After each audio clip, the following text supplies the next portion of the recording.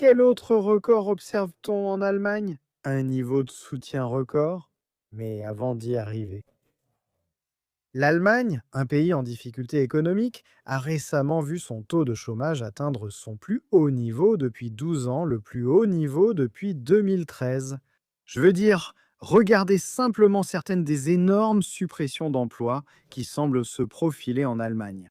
Et une fois de plus, vous avez un dirigeant élu, cette fois-ci Friedrich Merz, le chancelier allemand.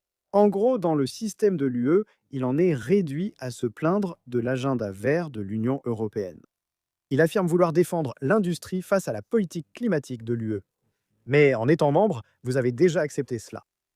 De toute évidence, les conservateurs en Allemagne prennent conscience des dégâts causés à leur économie.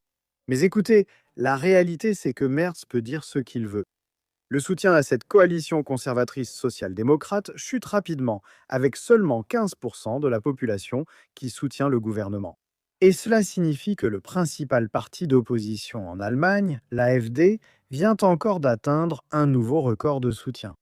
Ils sont à 28% dans ce dernier sondage, c'est leur niveau le plus élevé jamais atteint. Cela leur donne 4 points d'avance sur les conservateurs, qui sont en deuxième position avec 24%. Les Verts ne sont quatrièmes avec 12%. Les sociodémocrates, qui gouvernent avec les conservateurs, sont à 14%. Et ensuite, il y a le parti de gauche à 11%. Ainsi, 11% des voix iraient à des partis n'atteignant pas le seuil d'entrée au Parlement. Donc, cela signifie, mathématiquement, qu'il faudrait obtenir 45% des voix pour dépasser le seuil et former une majorité gouvernementale. Désormais, vous voyez que cela signifie que tous les autres partis refusent de collaborer avec l'AfD, pour l'instant. Il faudrait donc voir soit les conservateurs, les sociodémocrates et les Verts, ou même les conservateurs, les sociodémocrates et le parti de gauche.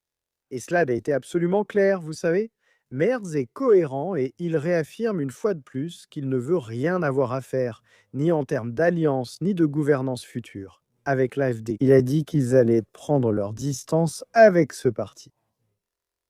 Et en même temps, vous avez aussi les sociodémocrates, également au gouvernement, qui sont en grande difficulté, voyant leur soutien s'effondrer à peu près partout dans le pays également. Mais oui, la réalité, c'est qu'en ce moment, l'AfD atteint son niveau de soutien record, et c'est actuellement le parti le plus populaire du pays. N'hésitez pas à me faire part de vos réflexions à ce sujet dans les commentaires ci-dessous.